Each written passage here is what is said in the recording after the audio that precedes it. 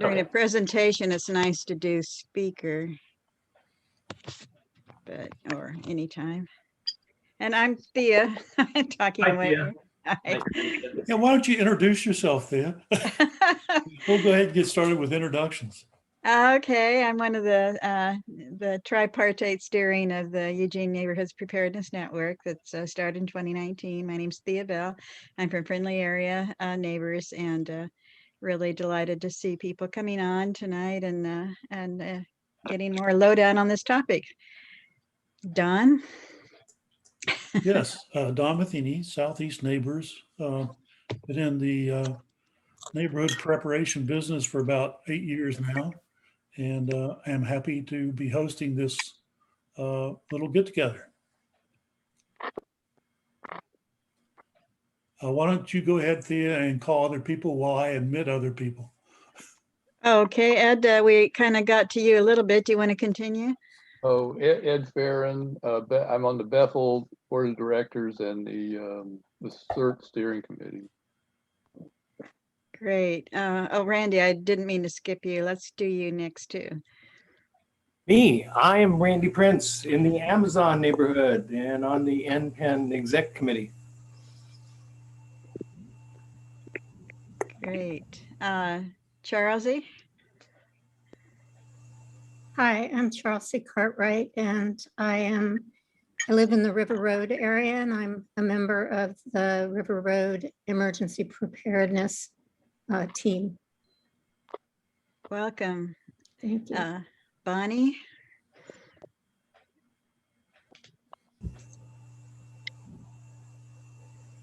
Bonnie, I see your mic's on. Are you with us? I'm sorry, I'm eating dinner. Oh, okay. Oh, We can come back. Let's go. no, that's go. okay. Bonnie Houston, I'm just a resident in the River Road area, interested in seeing what's going on. Great. Wonderful. Welcome. Jim? Hopefully you can hear me okay. Yep. Yes. And tonight I'm representing the Harlow Neighborhood Association in place of Paul Vonder. And I have been pursuing disaster preparedness for about 5 years now. And that's my interest level. In addition to being a ham radio operator, we have participated in forming the rudiments of a skeletal communication system for disaster communication to the Emergency Operations Center, as several people here know. We're always welcome to add our call signs to our names in our screen profiles too sometimes, even though this is not a radio meeting. It can be nice to make ham connections. Thank you, Jim. Good to see you. Dan? Are Dan you- Solis, Jefferson West Side neighborhood. I'm on the neighborhood emergency preparedness committee. I'm pretty new to this. Great. Let's see, Peter? Yep. Hi, my name is Peter Walker. I'm resident in the, I guess, Southwest Hills area, and I'm a professor at the U of O in social sciences, and I study issues of community resilience in response to hazards. So this is obviously of great interest to me. It's great to be study subjects. You do have a recording. We'll have to comb through that to see. Nope, please don't even tell me that. I'll have to go through bureaucracy to even be here. Yeah, I'm just teasing and letting everybody know this is being recorded. If you don't want to have your mug, you're welcome to turn off your profile. We're just doing real quick introductions before we start. Let's see, I've got David Monk still here. David is a Southeast neighbor, chair of our preparedness committee. What's that called these days, David? It's Ready Southeast. Yay! Thank you, Thea. Oh, well, no, it's thank you, FEMA, and getting us all on the similar page. And okay, well then, Randy, do you want to introduce Rod, who will introduce Jeanine? Sure. Rod Price was a presenter at the City Club in a program that I put together, the Chief Operating Officer, I think it is, the COO for the Eugene Water and Electric Board. And the subject of that program was, are your utilities ready for the potential disasters that lurk in the Northwest? We also had a presenter from the gas company. Rod was very forthright, and when it came to this issue of is your power on, are the lines safe, he came to mind. So he's here today to tell about how EWEB is going to approach this issue. As you may have heard, California utilities have either gone bankrupt or shut people's power off when there's no fire, or both. And the reason is because, as in Oregon last September, a conflict between wind and branches and overhead power lines in the countryside ignited fires that turned out to be disastrous under those fire conditions. Of course, there's also the issue of, in the winter, will the power lines and the tree branches get along? But that's not the issue here. Is we're wondering, will Eugene Springfield residents experience some power outages and during fire season, just to be on the safe side, make sure our town doesn't burn up? And that's my introduction. And Jeanine is going to be introduced. I think Rod will tell a bit about who Jeanine is from EWEB. Or Rod, I can do that myself. Because You're I'm not shy. You are a big girl. You can do it. Yeah, I Go can ahead. do it. So, I can go first. Okay, so I'm Jeanine Parisi. I work at EWEB. I've been at the utility some 13, 14 years or so. And I've been involved in emergency planning on a number of fronts. I've been supporting the emergency water stations that are out in different neighborhoods and helping make sure our community is familiar and aware with where those water stations are in case we lose our Hayden Bridge plant. And then more recently, I've been very, very engaged in the McKenzie River and watershed recovery work that we're doing upriver to help our community. We have about 3,000 customers upriver who rely on EWEB for power. We all rely on that McKenzie River corridor for our water, all 200,000 of us in the metro area. So we've been working really hard to design programs to help people rebuild stronger, more resilient, but also protect our watershed at the same time. So that's, and now I'm moving into some of this wildfire mitigation planning. And this is just really great for me to hear from neighbors who are paying attention to resiliency and what kind of questions you're having, because as Rod will speak to, the communication and notification and engaging the public in wildfire mitigation from a utility perspective is going to be a really important part of our planning effort. So I appreciate the chance to be with you here tonight. Yeah, thanks, Jeanine. So I'll just go ahead and get started. My name's Rod Price, and I'm the actually changed jobs. So I'm the assistant general manager at this point, but I've been at EWEB since the late 90s. Most of the time as an engineer, but sometimes also in consulting. So, but for the last 4 or 5 years, I've been in the management side of things. This is, I've got some slides to go through, and really I'm going to start at the, sort of touch on some generalities in the high level, that kind of thing. And then I'm assuming, and this is kind of exciting to speak to a group like this, because I think there'll be a different level of questions. And so I'm really glad Jeanine's here to answer all the questions that I can. So, but basically I'm just going to talk about, EWEB and our approach to wildfire, and specifically Randy talked about the public safety power shutoffs was in one of his notes that he sent me. So I'll talk a little bit about that too as well.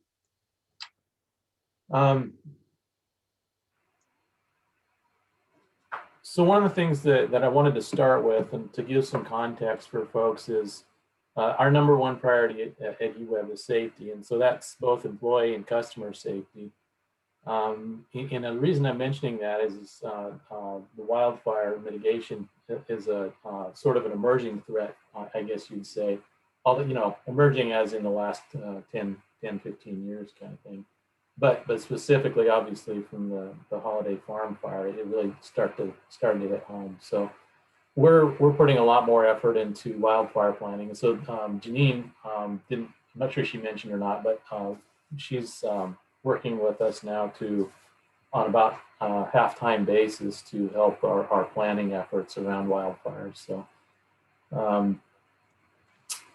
I guess I really don't need to tell you, drought and climate change are really impacting us. So one of the things I really like to talk about and stress a little bit, and I'm sure you guys probably know this, but I think it's important to kind of talk about it this way. When we talk about wildfires, we're really, at least the work I do, really focuses around fuel, weather conditions, and ignition sources. And so our programs are set up to identify and address each one of those. But I also want to point out too, I've spent a lot of time working with folks from California and looking at their stats, and electric utility ignition is relatively rare. And so a study you can get from I think the California Public Utilities Commission from the 2019, I think. Anyway, give or take 10% of the wildfires in California started from utilities. Now, of those 10% that did start, 90% of those ignitions came from either vegetation or hardware failure. So hardware is like the wire, the poles, the pieces that hold up the wire, some of that kind of stuff. It gets old, and if you don't maintain it, it falls apart and then could fall down on the ground. So it's either the tree hitting into the wire, or it's the wire or something contacting the ground and creating some sparks. Because of that, and it's in the news a lot. Randy referred to it.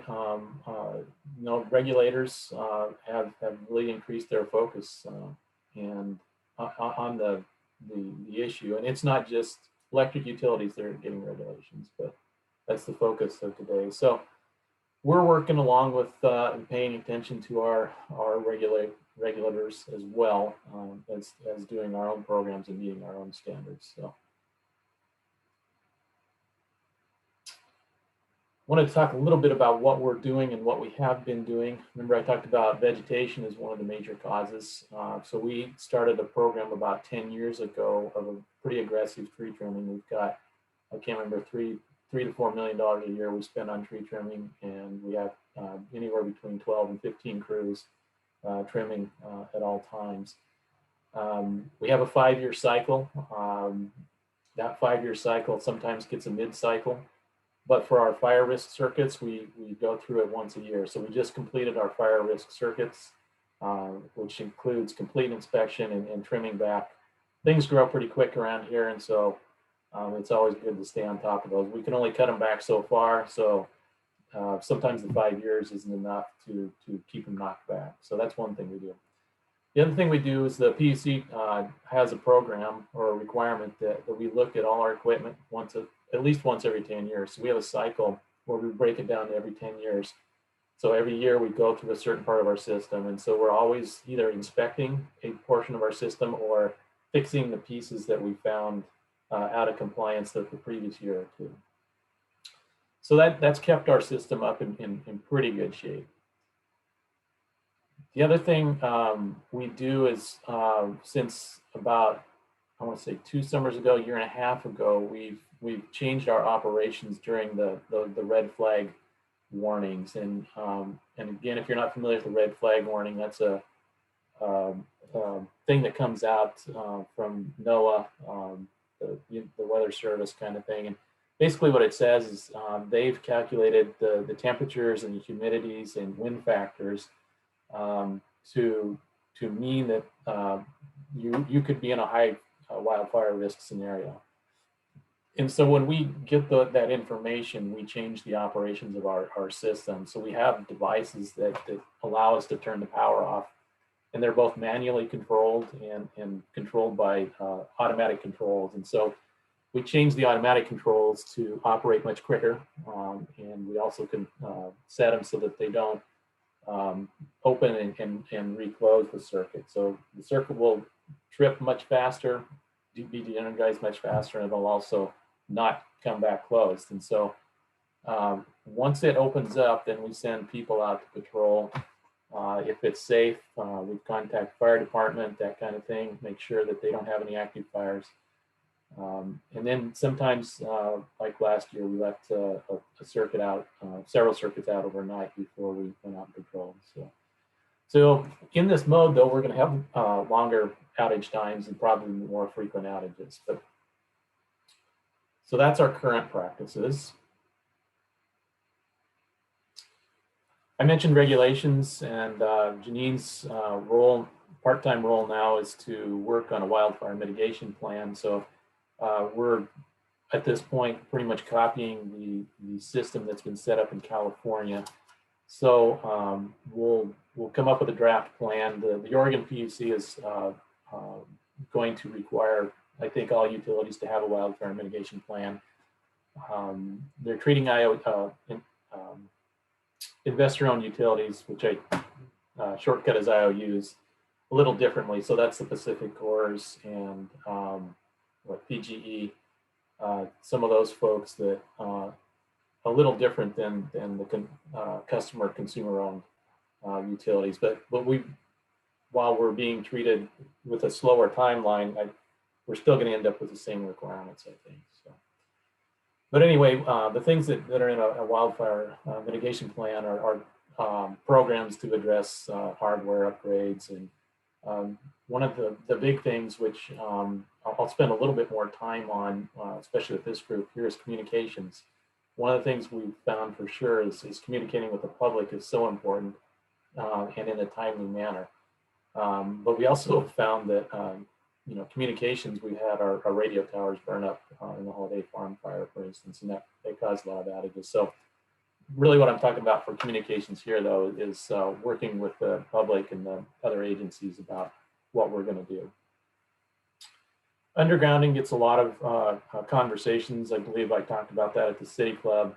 Undergrounding is very expensive compared to overheads, but it does have the advantages of being a little bit more resilient in the wildfire scenario, and of course in the snowstorm and the weather kind of things as well. So what we're going to do, though, because it is expensive, we'll be looking for projects to maybe target higher risk areas, some of that kind of thing. I didn't put anything in here about this, but there's a fair amount of infrastructure money out there, so we'll be applying for grants and that kind of thing to maybe help offset some costs. A part here I didn't put in here as well, which is kind of strange because I usually talk about this all the time. There's what we do is it's risk analysis, and I said we have modified operations and vegetation control for our high risk circuits. So what we've done, and again, following sort of California standards, we identify our high fire risk circuits. There's two parts of that. One is the risk of the fire actually starting. And then the other part is if a fire starts, there's a lot of critical assets in the area. So the fire can burn, it may not be a fire risk area, but if there's a lot of homes or valuable nearby, then it is high risk. So we're going to work on, we have those maps, and Jeanine and I were just exchanging some emails today about how we can publicize those a little bit. That's a key part to the whole thing. The other key piece of wildfire mitigation is weather monitoring and viewing and watching for fires. So there will be a big emphasis put on weather stations and figuring out how we can get weather information in our high risk circuits. And of course, the other thing will be the public safety power shutoffs will be addressed.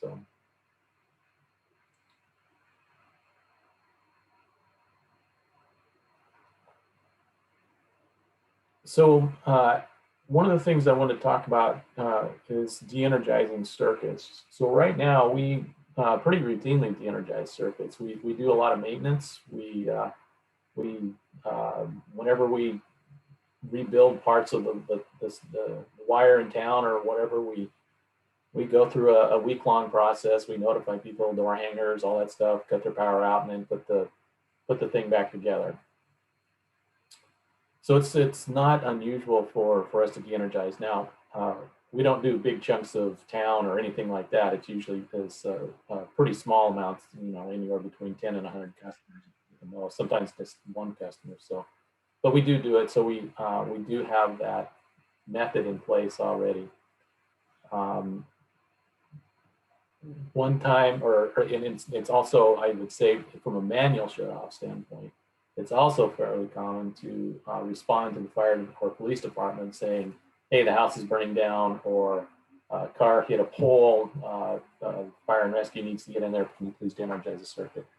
So we do that all the time. And I mentioned the automatic controls already. So what's different? What is a PSPS? The definition straight out of the most recent Oregon OPUC ruling. It's the key word here is it's proactive de-energization. And so what it really means is that for some reason, and that reason is based on weather and predicted winds and humidity and fuel availability and all kinds of things and triggers that we'll set up, we would actively shut a circuit off without cause other than we think that we are lowering the risk of a fire from occurring from a damaged power line.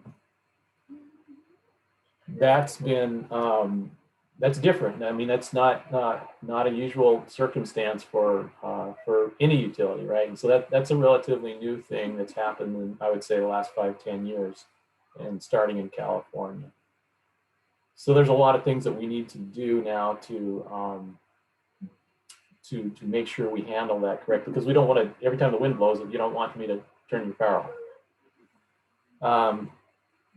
Randy mentioned, I think in the email that he sent me, and I'm not sure what he sent you, but right now the Oregon Public Utilities Commission adopted a temporary ruling for Oregon utilities. That's in place right now, recognizing that it takes a long, probably a year of effort to get a permanent ruling in. So the temporary ruling is laid out for this year. And it's actually pretty good. I imagine it'll be the basis of the rest of it moving on. Right now, it doesn't apply to EWEB directly. We're working on our plans with full intent to meet the requirements of the temporary or the regular bill, permanent whenever they get to it. So some of the things that we need to do to make sure the PSPS is taken care of per the regulations. There's a huge amount of coordination with other agencies. As you can imagine, if we're going to shut the power off, the emergency managers, folks like your teams, a lot of people will want to know this, because when you turn the power off, traffic control goes away, people's internet, all kinds of things happen. And so there's a lot of emergency management coordination that we need to get a little better at. There's a lot of requirements around weather and information on the ground. I think one of the other things I wanted to talk a little bit about is the levels of response. And so and this is based on California experience, but they're finding that people need these levels of warning. So if they see some weather coming, or if we decide there's some weather coming, then the idea is that 72 hours before that weather coming, we go into some kind of mode and we say, hey, this could be happening. And then there's a 48-hour trigger, and then there's a 24. At any time, the weather can change, right? And we could back out of that. Once you get into the 4-hour range, we'd start sending people out, probably contacting and getting really serious about turning the power off, and as localized as possible. So I think another thing that's a little different for us, and this is why another reason I've really asked Jeanine to help me out here, So we have our customers we'll have to communicate, and we have other agencies, but we'll also have to communicate with the general public because, you know, our circuit might be right adjacent to Emerald PUDs, and if we shut things off and we turn the power or the stoplights off or whatever, it's not just our customers that are impacted, it's everybody in that area because we have 5 utilities intertwined around here. So there's a big public component of our communications as well. I just threw this slide in here real quick. It just, we don't need to go into it in detail, but this is from the PUC. These are all the things that go into just the communication part that they're requiring a plan around. And so, you know, there's this daily sort of a communication education across the year all the way to after the event. What do? You have to tell people we're turning the power back on, that kind of thing. And the final slide I'll throw up and talk a little bit about before we do questions is, so there's some risks and rewards to this planned shutoff. The rewards, of course, are the complete removal of an ignition source. And so the power line can't start a fire because it's de-energized. There's a number of risks though, and this has been borne out in many utilities. I keep mentioning traffic control, but if there's emergencies that happen during our power shutoff, that if there's a car wreck, a heart attack, or anything like that, the normal emergency management system can be hampered depending on how they're set up. So a big one that really comes across in rural utilities, especially rural areas, is people lose their ability to pump water. And so that leaves them without the ability to fight any fires. So business impacts, you know, if we leave a restaurant off for 2 days or a day and a half, it's likely their food's going to spoil. One of the things that's really addressed is the vulnerable population. You know, people in hospice that are dependent on electricity, hospitals, especially again in rural areas. And so there's ways to mitigate all that. But there's a handful of other things too that make this it's a big decision to make, you know, to shut the power off. So we'll be coming up with criteria, communicating a lot about you know, when and how we would do these power shutoffs if and when we do them. So I will stop talking there, and I will, if I can figure out how to turn this thing off, stop sharing, I will turn this off. All right. And I'm not sure if I reappeared anywhere, but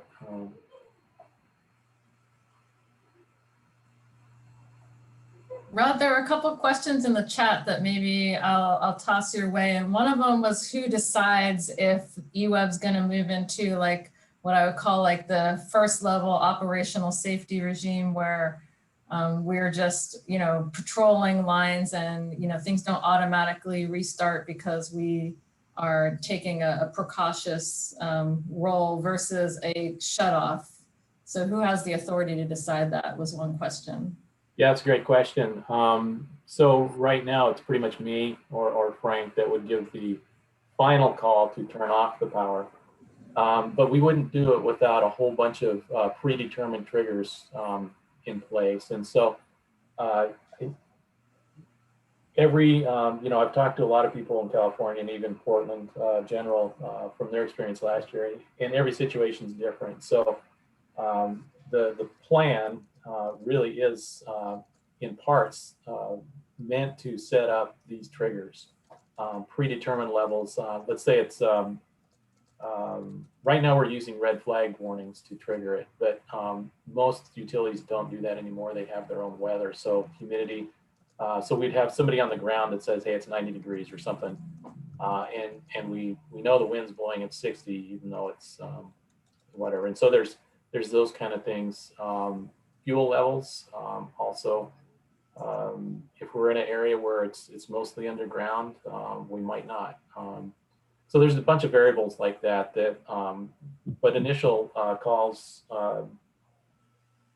levels will probably be more rote in for our standing operating procedures, the dispatches and the supervisors in that level. But as it moves into finally turning off the power, that would be my decision, or Frank's. Frank Lawson's, our general manager. Where's the, oh, I got the chat. Okay, got it.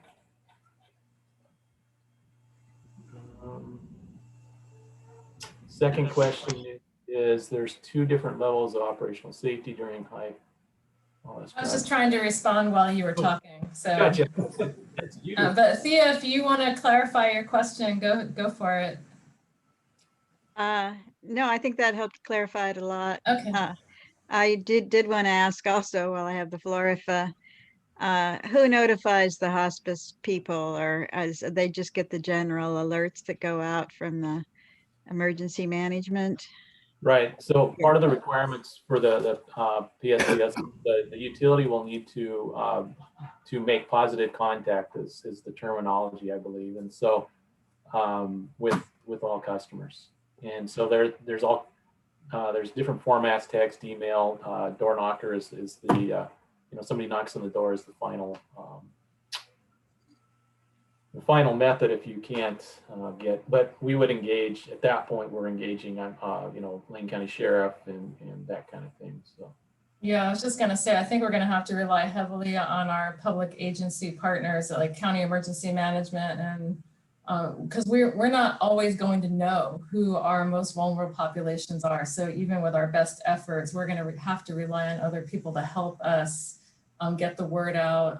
And that's what the advanced notification is so helpful. So people who are on medical devices can make sure they're charged so that we can sustain a 6 or 8 or 12-hour outage. I mean, my optimism is that, we don't have Santa Ana winds in Oregon, so we won't see 2, 3, 4-day PSPS like you're seeing in California, and they might be an overnight event where most people can, live without power for 8, 12 hours, especially if they have advanced warning to, go to a friend's house or charge their cell phone. But, we keep having these 1 in 100-year events, so I hate to even, I'm confidently optimistic, let's put it that way, that our experience will be different, at least for the next couple of years, till we really get better at this. Yeah. Thank you, Jeanine. I see Dan has a question too. I have more, but. Yeah. Yes. On distributed solar, rooftop solar, and individual solar, how does that how is that kept back from feeding into the grid when you shut the grid down? Yeah, so all solar systems, assuming they're properly installed, are meant and will disconnect and actually probably stop generating, depending on how it's set up. But they'll automatically disconnect from the utility. That's a really great question, because I've been in meetings where some of the solar providers talk about solar as a great emergency backup, but it is required that they don't backfeed when your power goes out. But solar and battery combinations are a great way to kind of work around that. And, the battery technology is new, but I think we're going to see a lot more of that, where you can charge your battery and then rely on that battery and be off grid for a certain period of time and keep certain equipment up and running. Yep, I agree. You can take my hand down. You just answered my question, my second question. I've got a question. Yes. And well, it's a question about 2 things, but I also dispute the idea that we don't have Santa Ana winds here. Our east winds can be just as potent, although they tend to blow only for 24 hours or at the most 2 days, as shown in the Great Tillamook Fire and the fire in Bandon in 1931. But, and we had them, they were shorter here. But if we interrupted the power, as was mentioned, there are other things that go down. One, I'm interested, of course, do all the cell phone towers keep working because they have backup power, or do only some networks? That's one question. The other about water. Of course, the rural people have wells and they need power to protect their property. But in the city, is our water supply for firefighting dependent on electricity? Because in the city of Oakland, its fire, which was caused by Diablo winds, ignited by a hobo's camp, apparently there was a huge problem that some areas had no water service for firefighters because there was some pumps that supplied power and it was out. And so they not only had no electricity, but there was no water to fight the fire. Is that a feature of our water system in the cities of Eugene and Springfield? Are there any places where firefighters would have a problem when power lines are de-energized? They would have a problem getting water to fight fires, to protect homes? Yep. So I'll start with cell phone towers first, communications towers. So the radio cell sites, that kind of thing. One of the things that is definitely being recognized is the large degree of importance we have on cell phones and those wireless communications. So the standard backup tower times were around 2 days for most of those. So they have either diesel or propane or something like that would run. Now, of course, in a fire, when it just burns the site down, but that's not helpful. But the one of the things that's happening is the industry standard is we're, especially in the area, we're going through all our area radio sites and upgrading to longer, more fuel, more days of backup, because so we can depend on communications a little bit more. You've made a good point, jumping to the water system. So the water system, you don't get water without power, period. It doesn't, we can't treat it, we can't pump it, we can't do any, can't move it. So, so electricity is vital to that as well. And so we have, one of the things we've been doing in the water system is creating resiliency in that utility. So like at Hayden Bridge, for instance, we did a whole bunch of work, the treatment plant. A lot of work around, rebuilding structures and earthquake proof and all that, but there's a lot of work going on redundant power supplies as well. So, so we're doubling our electric grid and the power, pumping power, backup pumping power from the Hayden Bridge plant. So that's pretty well been done for the most part. Now we're moving into the system. So there's pump stations all over the place, plus the the reservoirs you see up on top of the hills. Well, the water's got to get pumped up to those places. So what we're doing is working on resilient paths, multiple paths up to those, and then we've upgraded in almost all the pump stations, added backup power and adding more time to it. Or more backup runtime. We're also working on rebuilding all of our reservoirs, and that's starting off this summer. But we'll go through the entire system, earthquake proofing them, but also adding backup sources for them, both power and feed water. So I'm hoping we don't lose power to the pumps. So the fire safety is a huge thing, and that's a really big driver for if you look in water utility regulations.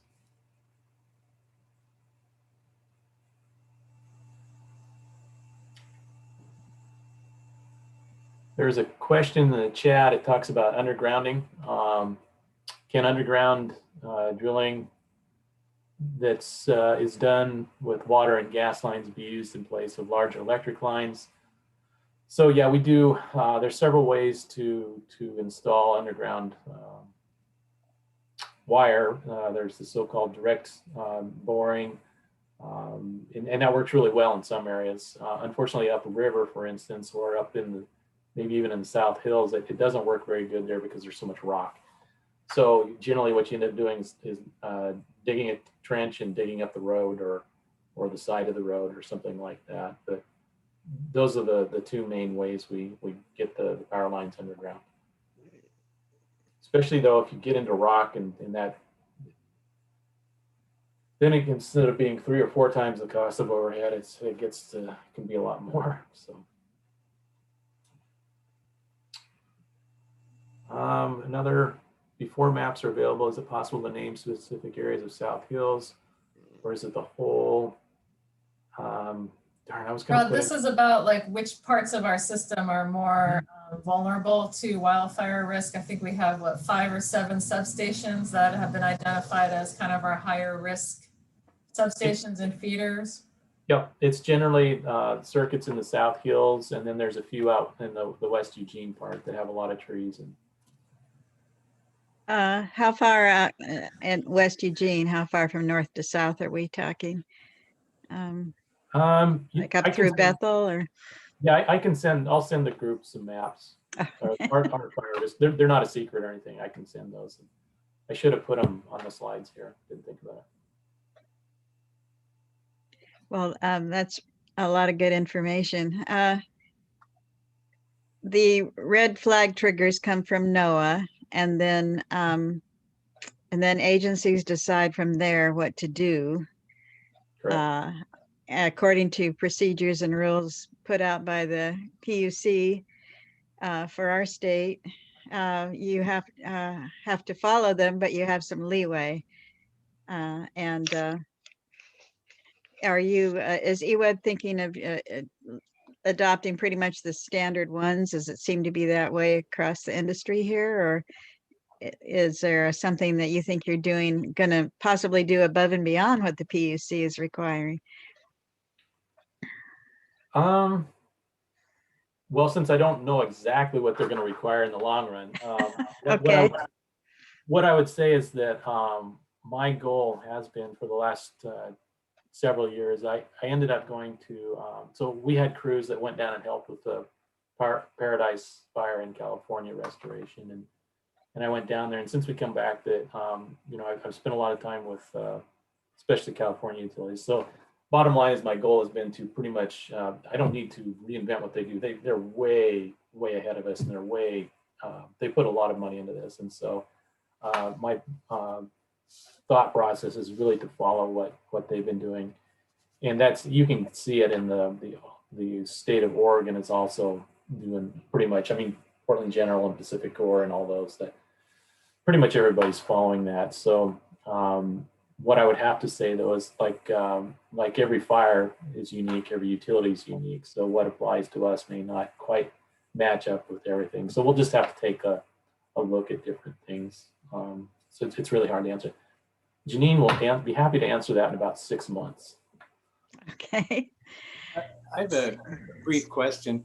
Has anybody actually ever had a PS shutoff, a precautionary shutoff in a city like ours? I've heard about it in California, but now that I think about it, I guess it was more rural areas. Has anybody ever pulled the plug on Santa Rosa or Ventura or anything before a fire started to be sure one didn't start, or to do? Is this totally new territory for a utility that serves a city?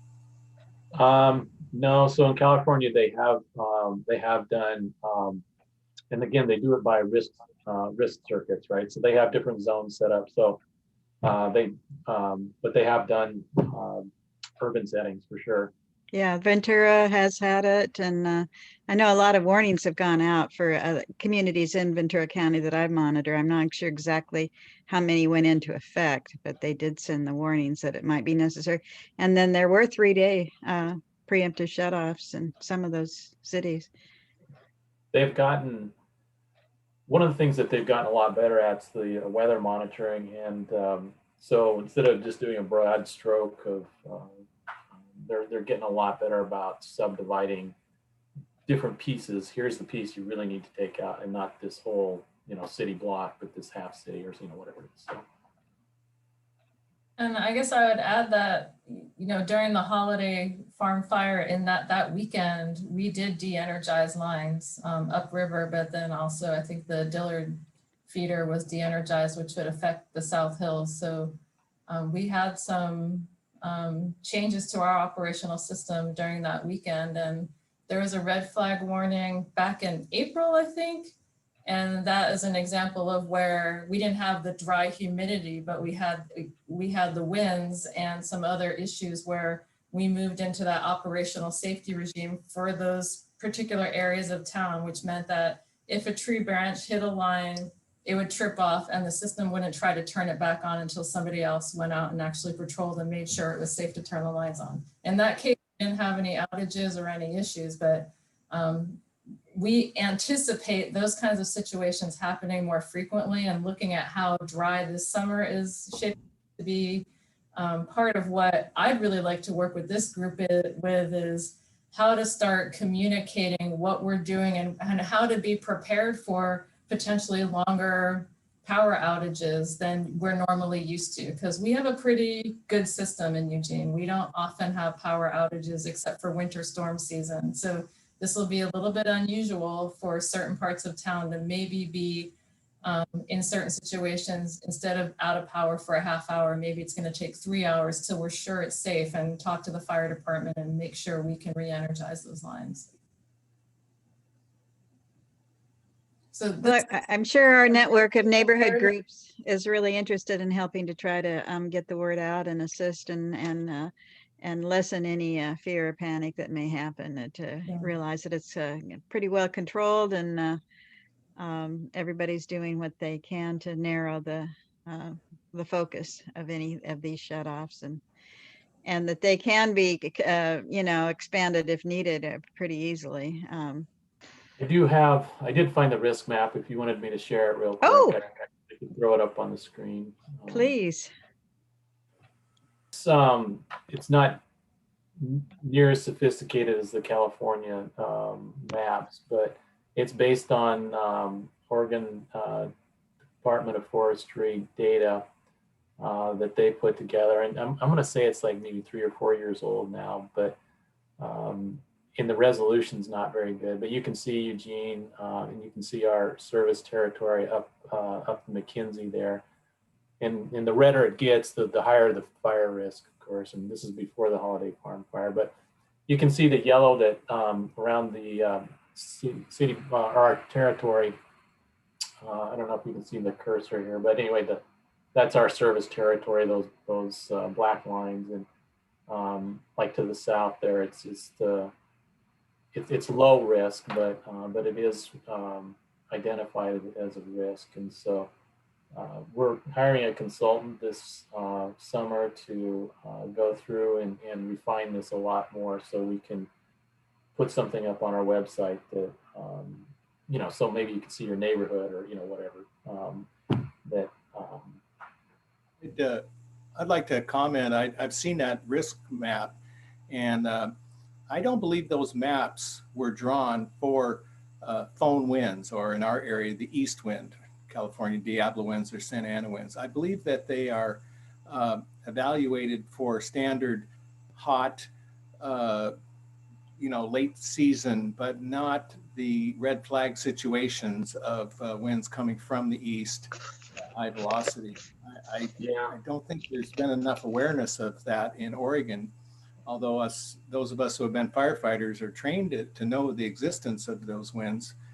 I bet if you looked at the map of the Alameda fire in Jackson County, it would show that's a low risk area that burned up. And I noticed that the Cougar area there, Rainbow, it looked like it was not evaluated as the highest risk, but in fact, valleys where winds can flow down slope towards the east are the highest risk in that kind of a red flag situation. That is the one that affects us city residents the most. That's the one that we're likely to actually be threatened by in the way that Santa Rosa or Oakland has experienced it. So I question the usefulness of those maps for the situations that affect and threaten us city residents.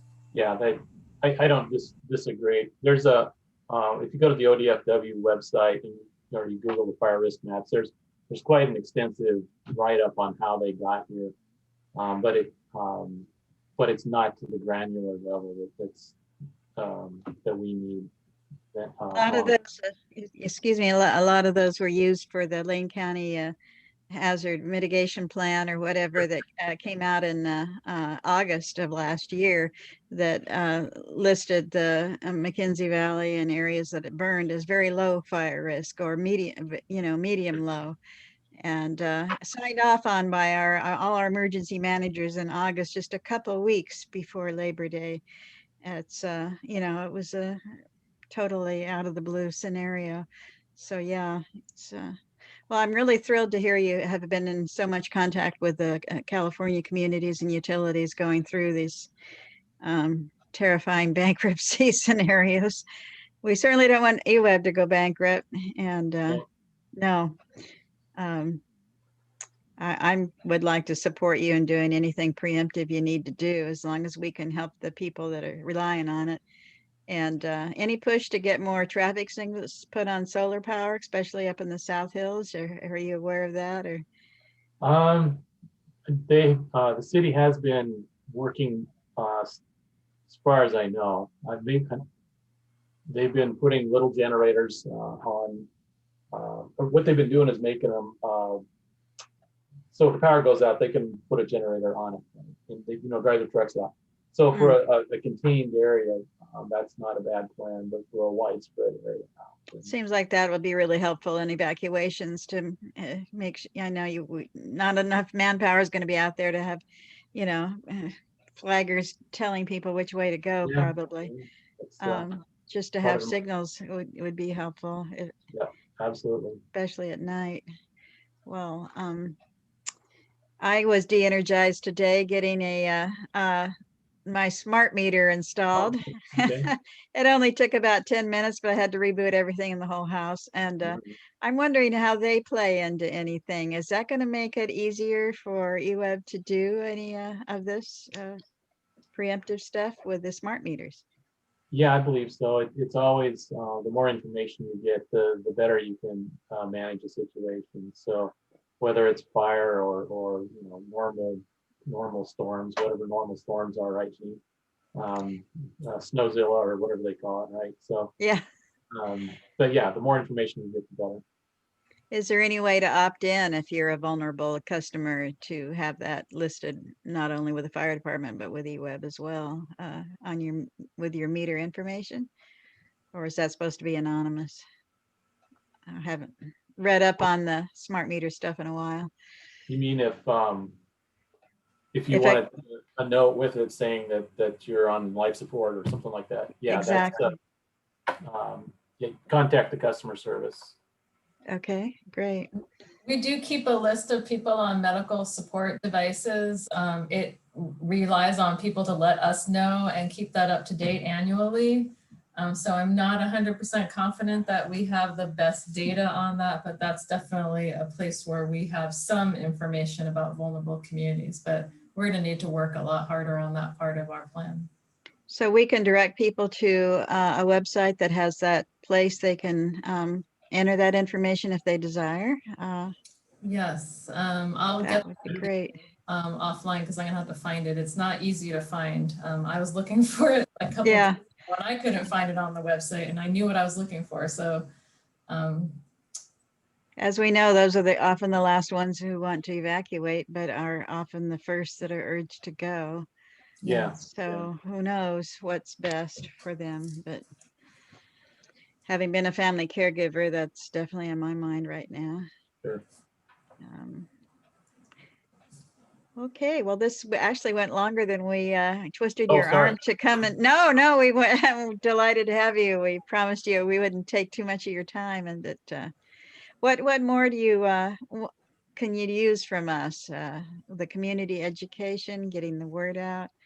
Is there? Yeah, from my point of view, if we, I know you folks represent different areas, just feel free to invite us out to your meetings and community meetings and all that. And I'm hoping I don't mind doing Zoom, but I don't mind getting out and seeing people too. It's easier way to interact. So. Is anything planned with the city council here? Any presentations to them that you're on their calendar for? No, we typically don't interact too much with the city, I guess is how I would say it, Jeanine. We don't. We are going to the city council in the fall to talk about our electrification plan. And usually those joint meetings, the agenda has time for kind of contemporaneous topics. I wouldn't be surprised if this comes up as part of that. So it's not Okay, agenda per se right now, but I wouldn't be surprised to see that. We are working to get a meeting together with our fire and emergency managers to start talking to them about the planning elements and engaging them as, you know, main stakeholders in our planning efforts. So that's really our first step, is to work with our key stakeholders like emergency managers from county and the city and fire chiefs and our park staff, you know, who are really with the urban wild interface and fuels. We've got to leverage each other's resources because we can't do this alone. So it's too big and we need to put help to bear. great, Jeanine. Thank you so much. Any other Thank you so much questions? for the invite. Okay. You know how to find us. Thank you very much for all your help. And it's been very, very interesting and informative, and something I'll need to think about for a while, about what the neighborhoods can do to help. Thank you. I appreciate that. Yeah, thank you. Thank you. Okay. All right. You're welcome to stay through our meeting too. We're just going to be going into our plans for how to keep networking. We have some more I've got introductions. tacos waiting for me, so. Okay. Thanks Fair again. enough. I Thank remember you. you from the water presentation. Good to see you again. Thank you. Bye-bye. Bye-bye. Bye.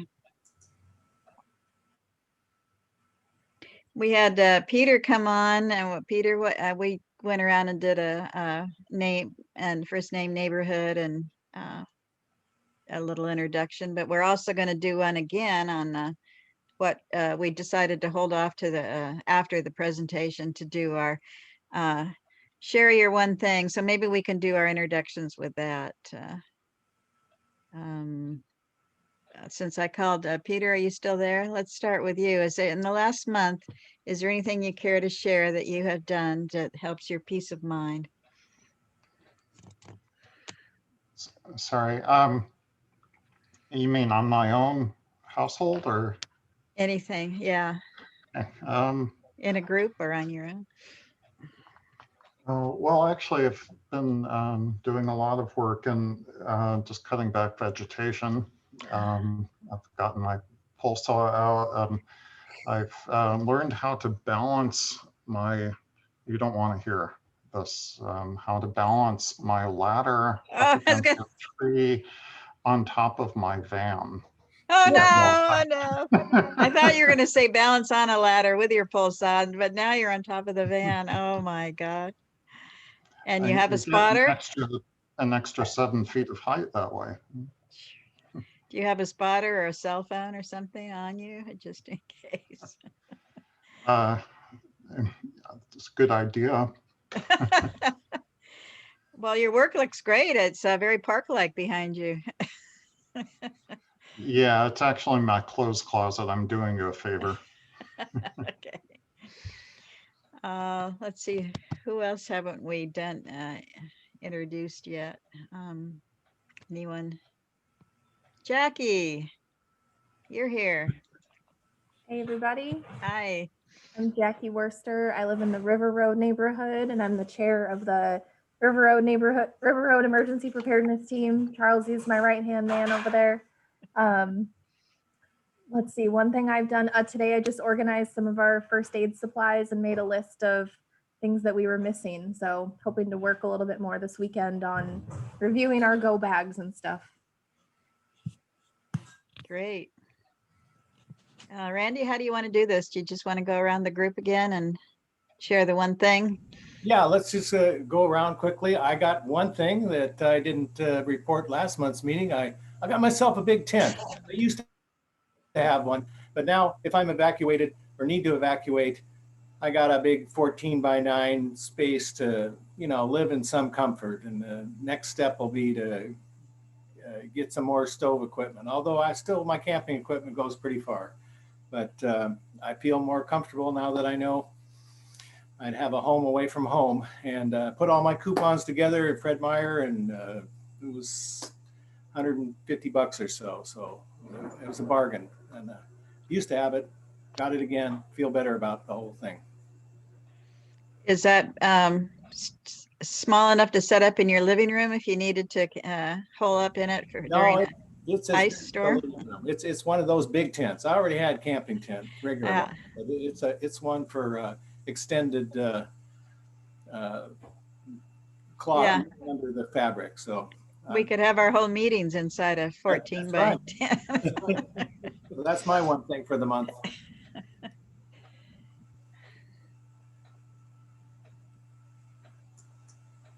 Ed, why don't you tell us what you've done?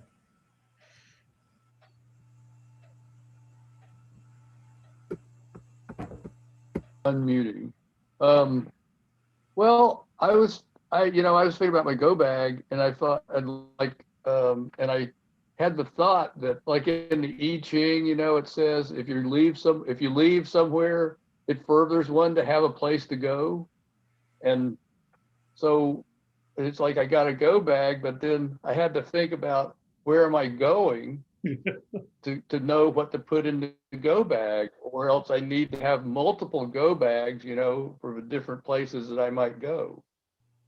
So that's kind of it's a little bit something I'm thinking about now more than I have been.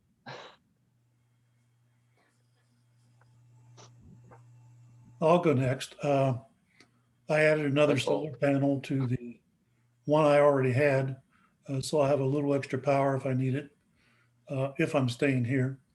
So I've got that, and I've tested it, hooked it up, made sure everything worked, which is kind of important. I believe in testing, and so I've got that part set up anyway. Who else? Dan, we haven't heard from you. I just bought a buddy heater, those little propane gas heaters. I'm using it out on the front porch to sit out at night when it's cold, but it also keeps my propane refreshed. And so I'll have a large stock of propane that won't be too old. So I'm pretty eager to see how that works through the next winter. Great. David, how about you? Well, I have a nearby neighbor that hails from Paradise. And every time he walks by with his dog, I engage him if he's willing. And what he told me, which I have done for the most part, put all those family pictures, things you would hate to lose, but clearly are not in your go bag. Try to get everything on an external hard drive that goes in your go bag. If you have to evacuate, you want, to the degree that you want to hold on to those things, you want to have them in an electronic format that is in your go bag. So I've been working on that. Something else he's told me, we live fairly close to Spencer Butte Middle School. He's not getting in his car. He's already, his disaster, his evacuation plan is to the degree that his family is there at home. He's got 2 kids and a wife. They're walking with their go bags to Spencer Butte Middle School. So I highly recommend all of us to think about the biggest open space, for those of us who are concerned about wildfire, biggest open space closest to us. Getting in a car and getting out on the road could end up being a disaster for everybody. So it's something we all need to think about, and something I've been thinking about what I'm going to do. I'm walking with my neighbor to Spencer Butte Middle School. Great. Chelsea. So in this last, I guess it would be a couple of months, I've not done anything in the last several weeks, but I did buy FRS radios and a crank solar radio where I can listen to radio transmissions in an emergency. But the other more significant thing, I guess, is I've lived in this current house in Eugene for about a year and several months. And I really wanted privacy when I moved in. So I invested in a lot of bamboo and juniper. And I spent a bloody fortune getting those things in, only to find out some months later what a mistake that was. So I've been undoing a lot of that and refiguring what my privacy will be made of. It's been a painful exercise, and I've bargained with myself many times. Well, I'm sure the risk isn't that great. I'm a survivor of paradise, for crying out loud. And even I have to bargain with myself as to the calculated risk on that. And the fact of the matter is that being in groups like this and talking about wildfires so much, it haunts me. I will not rest comfortably until most of that is taken care of. So that's been my preoccupation of late. Thanks. Okay, who did we miss? Oh, Jim, yeah. Everybody, last February, about the middle of February, I came down with what I thought was a bad cold. And after being arm twisted by my family for 6 days, I went in and got a COVID test, and I had COVID-19. So for the next week, I put myself in my 8x12 emergency shelter in the backyard. And this is the end of February, and it worked great. It's an emergency shelter, and I got to test it for a week. More recently, what I did on Saturday, just last Saturday, is I participated with the amateur radio operators in the Northeast District, and we did a simulation emergency radio to the Northeast District and then to the Emergency Operations Center where Matt Dillon was. And that was the acid test. So communication, I think, is beginning to come along in the Northeast District. Excellent. All right, Randy, I think you had something you wanted to share with us. I have a report. Yes, please. Okay, and it's I'm going to go quickly on this. It's a screen share thing here, and some of this was just from last week or last month. So here's the document. I'm going to see how I can do with this again. It worked last time for me. That was my first time. I showed much of this last time, just reviewing ENPN, the Eugene Neighbors Preparedness Network. We met for probably a year thinking of these great ideas, and then the pandemic. And so what I reviewed those things last month. What are we doing now? Well, we got some online presence. That Facebook group, we're getting some participation. Did our first edition of the calendar get out today? I think I got dropped off the email list. Sorry. Did it go out, Don? Yes, it did. Okay, so we're going to try to make that a twice a month thing to show you some of the events that may interest you. Some are related to personal preparedness, like the AARP's events, and some are public policy things, like the Oregon State Seismic Policy Commission is still meeting. I used to go to Salem for those. They're kind of interesting. But excuse me, the most important ones are the ones from the neighborhoods. So send in yours to enpinorg@gmail.com, and we will try to get the word out on whether or not other people are invited from other neighborhoods to join your event. Yes. Thank you.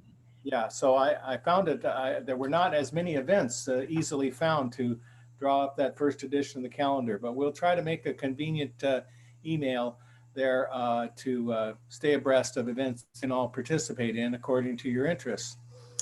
The website, we really haven't moved much on that. We're clear. The host is ready to help us with WordPress. We have been meeting this executive committee of 3 of us each week, except for this general meeting. And then this is our second monthly meeting, and we'll try to find another topic for next month. We are guilty a little bit of not contacting, following up with people who have offered to help, but there are some areas where we need more help. And that, as mentioned before, if you're interested in helping us collect things that should be on the website that will be hopefully launched before the year is done, And also, if you've got some tech skills, or you know somebody that does, please write to the ENPN email with your offer to volunteer, and we'll try harder to get moving on that. But we're happy to have at least our Facebook. Facebook changed its rules a little bit, but I think we're going to prosper and grow with that for now, and then our calendar will be fleshed out. Now, last thing, I want to raise an idea. It's a big idea. I got a lot written here. We don't have time for a big discussion, but I want to get your reaction. How about it going camping? I know our speaker tonight said that he was really big on that. And I, as a former Boy Scout and also an old growth forest activist, boy, the way you get a group going is have a camp in the woods. Or for forest activists, why not go to the forest? If we're ready to be self-reliant, jump up and go someplace with the supplies we need, well, let's have a practice run, but make it fun. So it's like a drill for emergency evacuation. You get all your stuff together, your checklists and everything, and then see if you can actually load the car up and get everything taken care of and go on, say, a 1 or 2 hour notice. And then you end up having a fun little vacation event if it's summer. So you can see how that works. A lot of the work of this type of thing is before it happens. This is like going to vacation. You want to relax? You know what's the relaxation factor? Getting all your stuff taken care of before you actually get and go to that wonderful place where you don't have to do anything. Well, the camp out is a similar thing. If it's a preparedness camp out, you're going to be ready to load up and go and using your plan, see how it works. What would you do at a camp out? Well, sorry, my screen sharing is not quite perfect here. You can share in detail some of the things you've learned, either as campers or preparedness or coping with an actual big problem, a disaster. I'm not sure I hope that's displaying okay for you. Yes, it is. Can you scroll down to the bottom of Yes, the screen? well, that's what I can't, I might be able to, but oh yeah. I've got something on my screen. My computer's been a little slow. My point is, and this weak laptop, I guess, will give some relief here, but this type of an event, a camp out for 3 or 4 days, they're a great bonding event. It builds a community. People who have worked to save the forest, Three Sisters Wilderness area, people met in the 1960s over a number of years and built a movement around that kind of a joint activity, which was fun, a highlight of a lot of people's years. The special, and I'm sorry I can't scroll that down, but, and you can have music, you can have classes, you can be as organized as you want. Now, Randy, we're just seeing the activities. We're not seeing the camp yes, out one.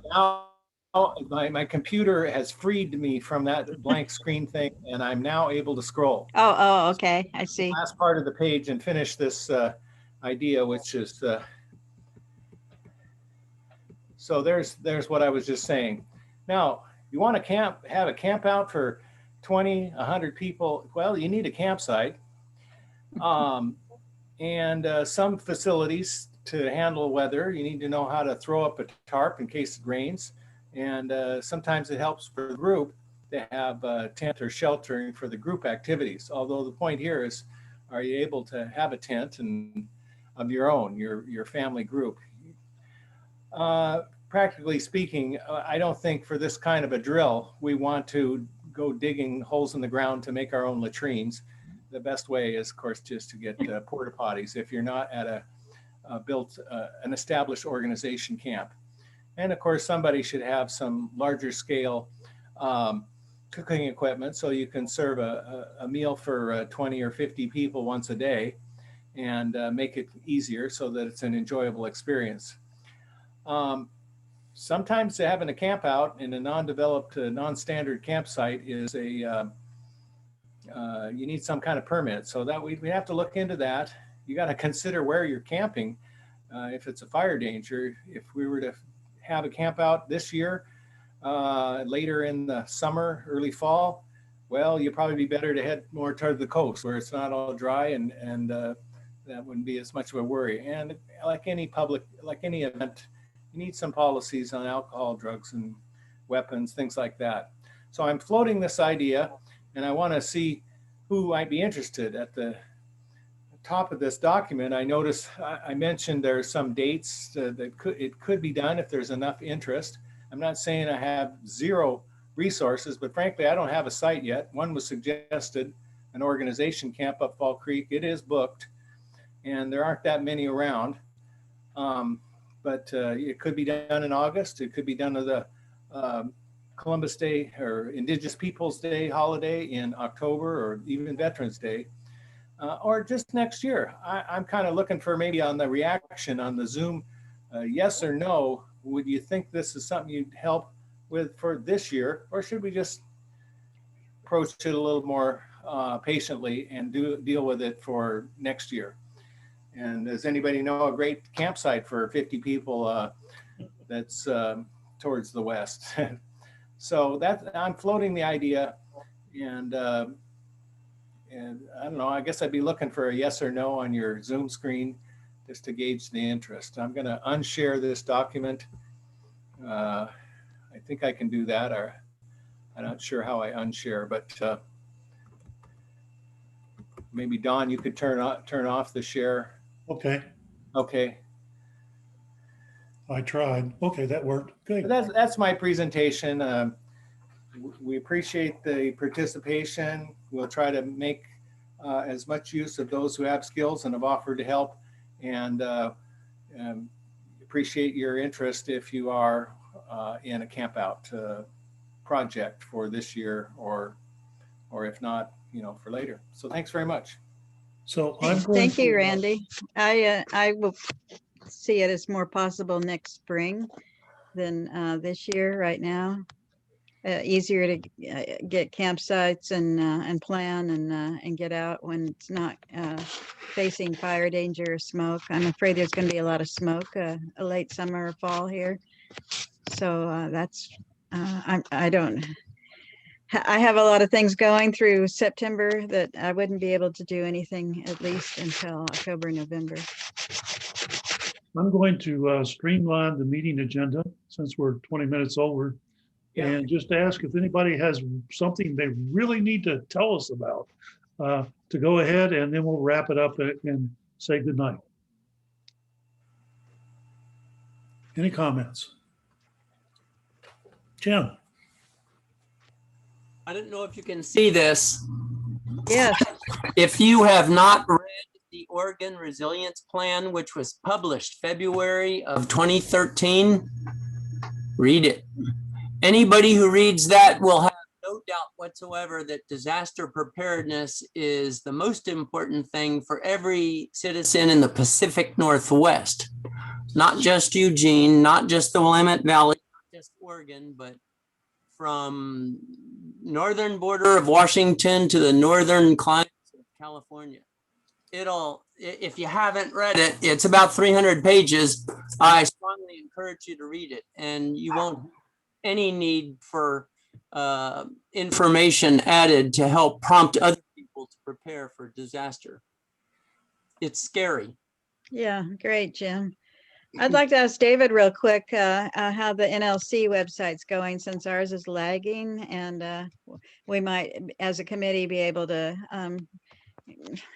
piggyback a bit on the NLC website. I'm glad you asked.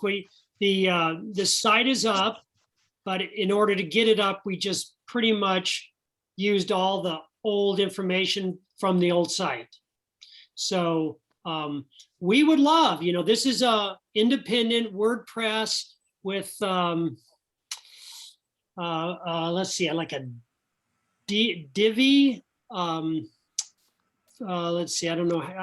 I'm not a non-techie person, so I can't even use the right jargon here. But I've done a little work on WordPress sites, and this makes it even easier to maintain, add content, etc. So again, independent of the city, it's a standalone NLC site. The reason we created it was for NLC committees and neighborhood associations. So to the degree that it makes sense for ENPN to download all their material onto this site, we would love to have you participate. So it's we can talk about that more. You all talk about it and determine whether it's something you want to consider. But I think it would be great. We clearly don't have enough neighborhood leaders involved in maintaining the site. So we're looking for others who want to participate. Yeah, getting the just the meeting calendar and things more current would be really helpful. Yep. And you know, it sounds like ENPN wants to go ahead with its own site, but in the meantime, just to start using that and linking things that we can later branch off from, it's real helpful. Yes. Who would the person be that's kind of in charge of that? Jackson Kellogg is Okay. the NLC co-chair. I'll go find his email real quick and put it in the chat. I've got it. Yeah. Well, yeah, it's the contact list for all the neighborhood chairs is on the NLC site along with the chairs as for each neighborhood association. However, I think fans is wrong. The one from RG James keeps bouncing back. But anyway, that's good news. Is there anything else to report from the NLC that we should be aware of that's going on with? No, I mean, lots of things internally with NLC, looking for a new co-chair. Ian Winbrock is stepping down. So any neighborhood leaders that want to get involved with that, they're clearly looking for a new co-chair, doing a strategic planning process, as we all are all the time, it seems. So that's really promising because there's, it's a really hard thing. Randy has certainly been part of NLC. You got 18, 19 different entities sitting at the table, represented at the table, and it's difficult to get them all moving in the same direction. Do they ever want to hear from the committees? Like, should the NPN be going there to make a report or submitting a report every month or updates? Or As it so happens, yes. This was a recommendation that came from ComCom, Communications Committee, of which I'm still the chair of, NLC Communications Committee. We recommended, and it was unanimously approved, that committees would be asked to report at least once a year, if not twice, on their activities, and to to come to the NLC with requests for volunteers and energy and advice on various things. So yes, I think because of the change in leadership, there's that outreach hasn't occurred. But yes, I'll talk to Jackson about that, and I would hope that the steering committee would be invited to give a report. who is the main contact at the city now that Reni's gone? Is there any liaison? I know it's not a city organization. Yes, Cindy Kohler would be the best.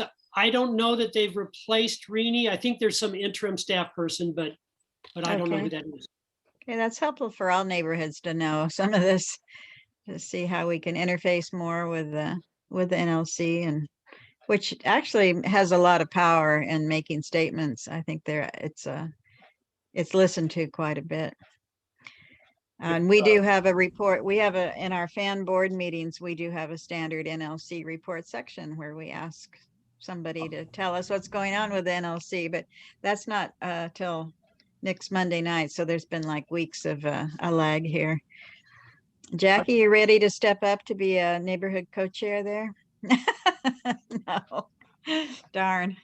On this topic, presenting to neighborhood groups, you may have noticed that one of the previously identified projects for this network, ENPN, was to establish a speakers bureau, people we know are good speakers, well-informed, to be available to speak to neighborhood associations and other community groups.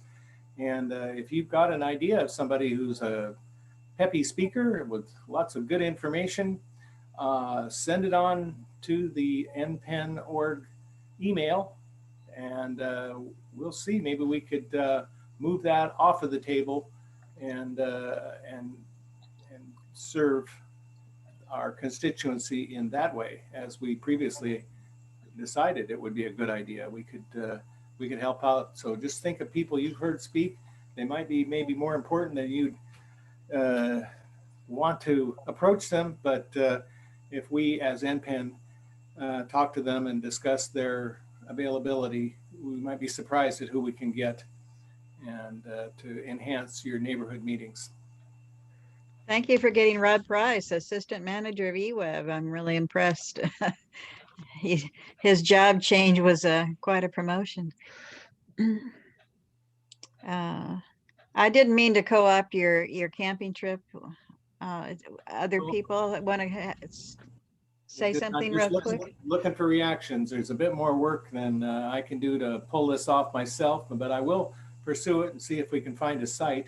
That would be the first step. And I have some ideas, but if anybody has got an idea of a place that 20 to 50 people might legally gather in August or the early fall, I think it'd be a great thing. It'd be a lot of fun. I have that week in August ready and could devote quite a bit of energy, but I can't do it all myself, but it's a lot of fun to do that sort of thing.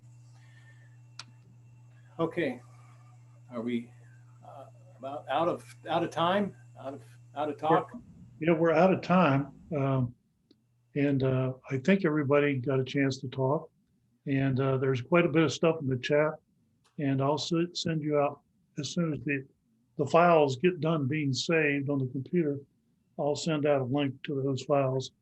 So you can review the chat and the video, which takes forever. So you probably don't want to do that. And there'll be an audio file too. All right. Thanks, everybody. Thank you. Thank you, Have a good Don, night. Randy, everyone. Thanks. David, thank you. Bye. David. Good night. Good night. Jackie, I'll make sure you get on the email list. Oh, she's gone. Okay.